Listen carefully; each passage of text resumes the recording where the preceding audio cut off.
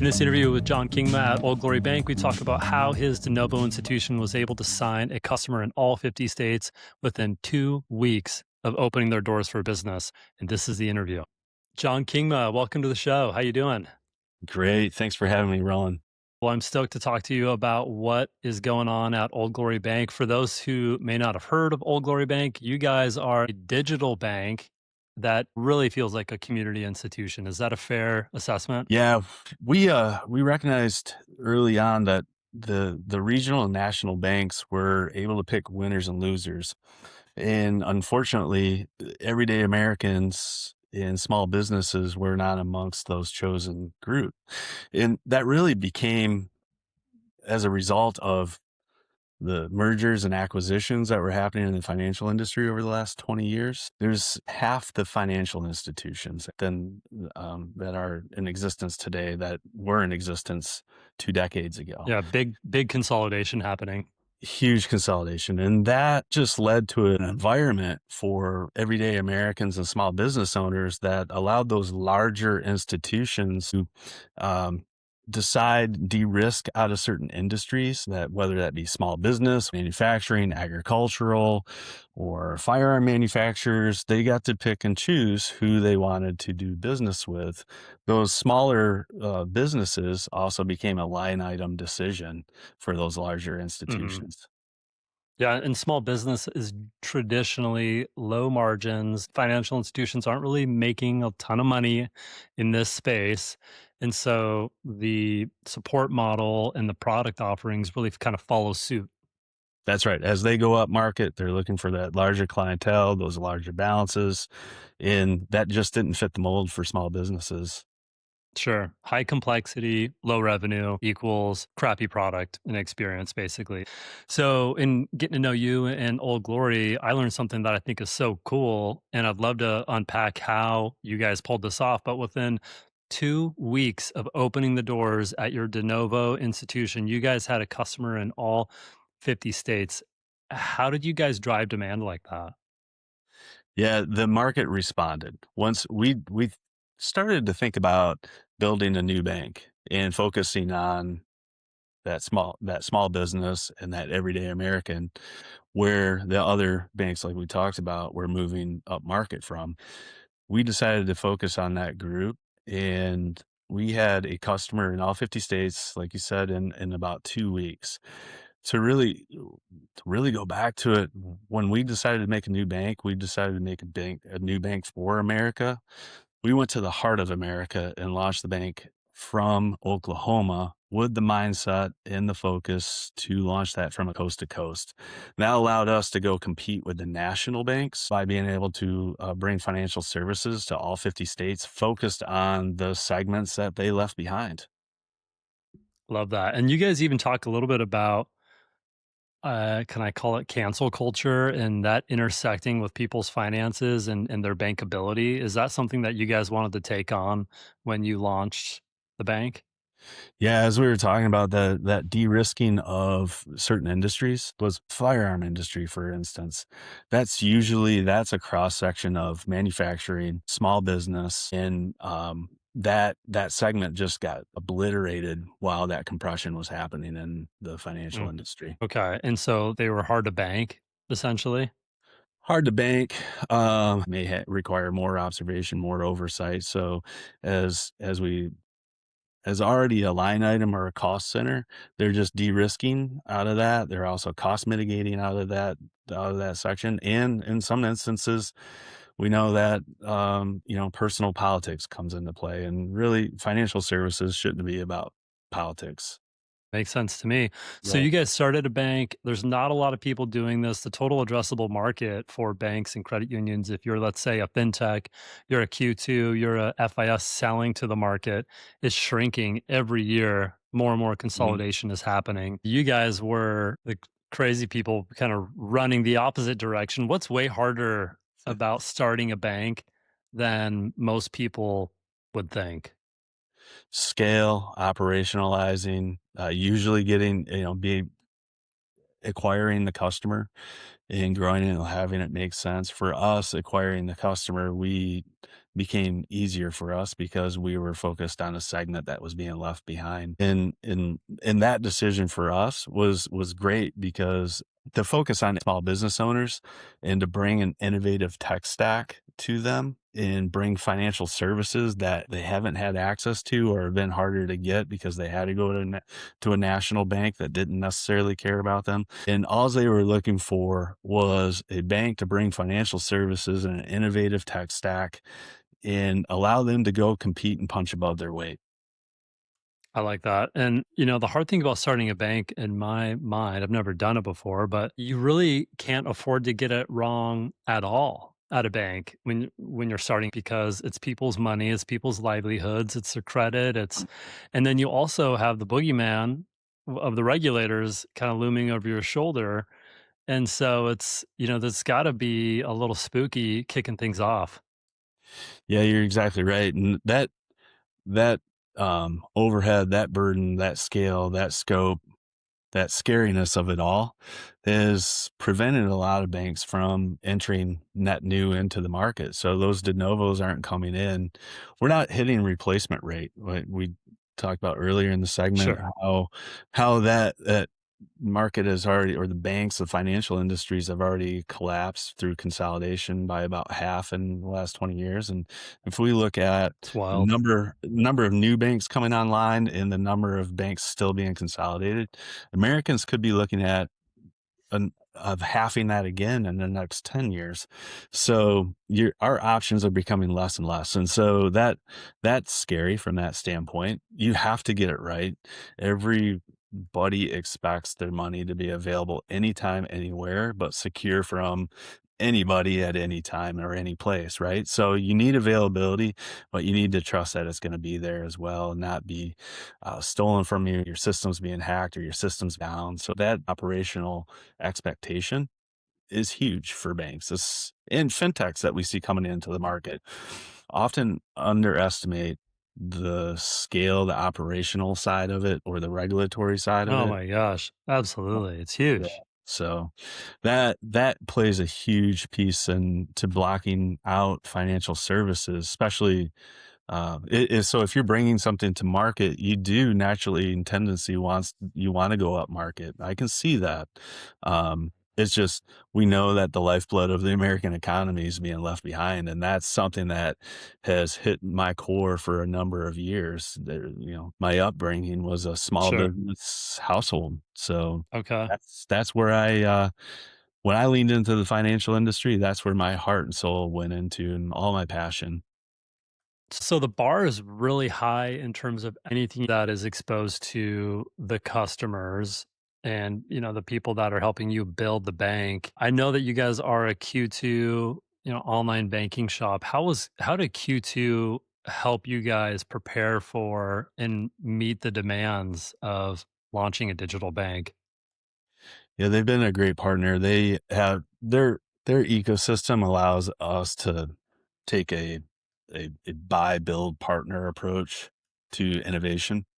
So if we want to customize or write our own experience, we can. If we're doing, and this is something I've used in the past working with fintechs or working with banks. But if you're launching into a new segment, maybe that investment of all the development and innovation as you're first entering into a segment doesn't make sense. And so with Q2's ecosystem, we can buy, we can partner, we can build, and Mm, allows us to pull down that barrier and enter into a segment quickly and innovate on scale, innovate efficiently, effectively. So it is a flexible platform. that's awesome. So you could basically crawl, walk, run into a new Mhm. vertical That's effectively with Q2 and that's with right. with an SDK. That's right. Yep. We can. Okay. Yeah, it really allows innovation at scale and it allows innovation, in a thoughtful, not boil the ocean approach where you have to do Got it. everything at once. W what has it been like for Old Glory Bank when it came to finding talent who was capable and wanted to work in the banking industry to help you leverage that SDK? Yeah, so we have the fortunate of being a digital first bank. We can, and we're out work from home or uh, work from your local community. So we're building a community of team members throughout the country. The heart and soul is in Oklahoma. We have a branch in Oklahoma. We have a call center in Oklahoma, and that's where that heart and soul, that customer experience builds from. And we're able to then acquire the talent that maybe is not available locally with that specific expertise, and we can go to market for that in throughout the country. So you could find .NET developers and That's right. y yeah, your team, you could basically tap it wherever the talent is, and you don't care where they're located as long as, they're capable. That's right. If they're capable, and we do have with onboarding, we have our HR team has a great like onboarding process with our culture, but it's really centered around that customer experience and really centered around that customer. So some of our team members come to our bank without any banking experience, and that's even better because they're living that experience as the end user. They're living that experience as that small business owner. So they don't come with that traditional legacy mindset of a financial institution. They're coming with a Sure. fresh We've look. always done it like this, or they see all the no's and they're kind of thinking like, I don't want to say negatively about things, but they're not thinking we can take this to basic principles and we can do it a better way. Yeah, going with the first principle approach is always, I'm a fan of that. I've never been this is the way we've done it. So this is the way we have to do it mindset. So having that fresh look is uh, even for somebody that's traditionally like myself, been a financial industry outsider. Yeah, after you work in the industry, it's always refreshing to get that new blood, that new talent in without those preconceived notions of what it should be. Yeah, because they're coming from a space where their interaction with software is probably from an industry that's not as heavily regulated. Mm, Most of their software exposure has probably been in a B2C type of orientation where experiences are pretty nice, better, generally better than they are in the banking industry because there's not KYC and there's not, all this red tape that we have to try to polish and you know, make work. that's right. That is such an interesting part of the journey for a customer is to build in the experience with the requirements, right? So that customer journey, those expectations are not fun from the banking industry. And that's where fintechs Yeah, usually, they kind of try to make rains on your parade as a product owner. it does, because when you're getting a customer, they're making an emotional decision most of the time. Switching your financial Oh institution, man, your it's a bank or big credit deal. union, it's like you don't wake up one day and be like, "I think I'll go find a new bank." You're Yeah. usually emotionally motivated for it, to make that leap, that decision. And as a small business owner, that's even a larger lift. Now you have payroll, you have Oh my gosh, operating accounts, can't get it wrong. right. So, that's an emotional decision, and you don't wanna slow that process down. You wanna make it as seamless, as low lift for the customer as possible while you're also meeting regulatory expectations. The that's a balance, and to get that right, I've done through proof of concepts with fintechs, other FIs, being on the on advisory boards for fintechs over the years. I have over 500,000 customer journeys that I've been directly or Wow. indirectly part of. And so coming to Old Glory Bank and that challenge of going, okay, we're going to launch and we're going to launch at a national scale, all 50 states at once. That was a great challenge, and I'll tell you what, that was one of the motivating factors of coming to Old Glory Bank. I'd always wanted to do something on a larger scale to help small businesses, to help everyday Americans in the financial services industry, and Old Glory Bank provided that. It was meeting the founders in late 2022 and becoming part of that founding launch team was I don't know if they were ready for my level of passion for serving the small business and everyday American segment. Where did Uh, that come from? Why are you so like excited about supporting that? I mean, I get it. I think it's great, but I guess yeah. what was the motivator for you? Yeah, growing up, I grew up in an entrepreneurial household, right? Grew up in a small business owner's household. We focused on my mother's business focused on the tourism industry, Okay. and so you had about 8 to 12 weeks to make 52 weeks of income, and that you That's learned kind of a early. do or die, feast or famine environment. It is, yeah, and you learn a lot of things are outside of your control too, just like in business, Right. and so weather played a role into that, so that might cut your income by a few weeks, and that was out of your control, and that might look like 1 year with 12 weeks of income might look like, yeah, we get to eat steaks and maybe go enjoy the lake for the day, and the other end of it looked like hot dogs and hand-me-downs into the school year. That was where that passion came from, and then as a small business owner, you learn crisis management, you learn customer service, you learn, you're the chief everything officer, you learn cash flow, payroll, it in that was that's just, the life of a small business owner. And so you've really, spent a lot of time in the trenches now of building the bank. What do you think are things that a lot of banks get wrong when they're trying to do digital transformation and they're trying to be digital? Where are they getting tripped up in making that experience? They treat digital as a channel is what I found for the most part. Many banks, they have an experience that they built in branch. They have an experience that doesn't translate well from mobile to the digital channel. Everything's a bolted on, Very bolted. retrofitted. Yeah. Yeah, you have the "this is the way we've done it" mindset. You have the legacy tech stack.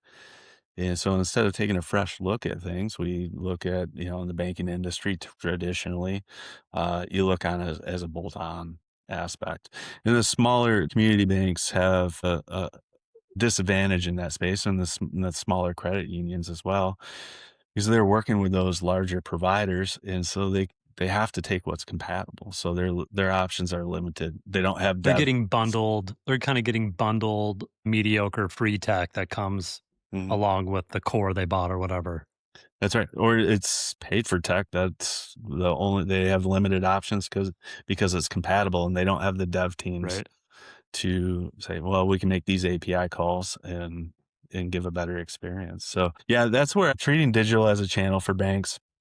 The other thing is looking at scale and one thing when we look at fintechs, what do they get right and they get wrong? They get the experience right, but they oftentimes don't get the regulatory side of it right. Totally. So, talk to me a little bit about what you guys are doing in the crypto space. If you go to Old Glory's website, you will see Bitcoin, you'll see crypto appears to be a big part of what you guys are leaning into. And a lot of people are, seeing this as the future, stable coins. Like, what's your guys' position on all that? Yeah, we're creating an experience that's we call next gen banking. Next gen banking looks to leverage that not a bolt-on experience, but an integrated experience where you can seamlessly trade fiat for stablecoin, fiat for crypto, to help you make payments faster, to help you position into other currencies. So we're embedding that, we're creating that ourselves and embedding that right into the experience for the customer. And what was the signal for you guys to to invest so heavily in this? Was it the big beautiful bill? Sorry, maybe I don't want to trigger anybody. Um, like was it the Genius Act? You guys heard about this legislation coming together and you thought, you know what, we should go all in. What was the impetus for you guys? Yeah, we were thinking about it a little bit before that. And it was really people are buying stocks, they're buying crypto, and they're doing it all from a disconnected experience. And so we looked at early on, how do we bring that into our experience? And then we are also looking at how do we enable and bring faster payments for small and medium sized businesses? And give them the flexibility to choose who they want to pay, how they want to pay them, when they want to pay them. And stable coins made a lot of sense. So we were looking at it early on. How do we bring that capability to the segment that today they have to go out and get a disconnected experience? That was really where we were focusing on bringing it in house, make it secure, bring everyone the capability right inside their online and mobile banking. Seemed like a natural fit to us. It seems like if you don't do that, then you are really positioning yourself for a Venmo like disintermediation hmm from your clients. That's right. We see that like P2P applications, you know, that experience or some of the other experiences where we start talking about this becomes the fintech bolt on to your online and mobile banking experience. So we look to embed a lot of that into our online and mobile banking. By summer, we'll be launching our financial health and financial wealth series of embedded experiences, and that really aims to get a good look at your financial picture. We're also bringing for a new segment of customers coming out of college, maybe entering into the workforce for the first time. That segment doesn't fully understand how a credit score really affects their financial life. So bringing in the ability to run scenarios on your credit, understand how much you owe everywhere, and run that scenario and really help that person get to a healthier financial spot in life. The financial wealth aspect to that is you'll be able to, right from your online mobile banking experience, start building stock investments for the first time. Maybe you don't have access to a 401k and you want to do investing. That'll allow that to happen right from your online mobile banking experience. So when we look at by the summer, where we aim to be is we'll be walking with people into a healthier position, and we'll be helping them diversify with crypto. I think that's awesome. And I feel like financial wellness, we recently had Rachel Fox from Sunny Day Fund Mm, who came on to just talk about, in their case, it's all about building emergency savings that's right. and how financial wellness, if you can really nail it as a financial institution, is a great way to just increase that sticky factor with your customers, because there is generally some configuration that goes into standing up a financial wellness interaction. And so the more supported I think these guys feel, the more invested they are with you as a client, they're going to stick around. Yeah, yeah, that's the hope, right? That's the hope. You go through and we listen to our customers. So if we're not getting it right, we take that to heart. Our customer service team is phenomenal. They will echo that customer's experience to us. And so when we talk about product and design, we pull the customer experience teams into those conversations early and often. And they're throughout the life cycle of the product development and then ongoing support. So that when we talk about stickiness of customers, if we're not getting it right, we listen to that and we aim to get it right. Man, I think that is a great feedback loop to expose yourself to as a product owner or somebody who's in charge of the roadmap digitally for a bank or a credit union even. That feedback loop is very important to us. We have customer product journey owners that are focused on acquisition and then continuous onboarding and adoption. And so we take that customer experience, take that product owner of that journey. And if we're not getting the adoption, that gives us a signal that we're not getting it right.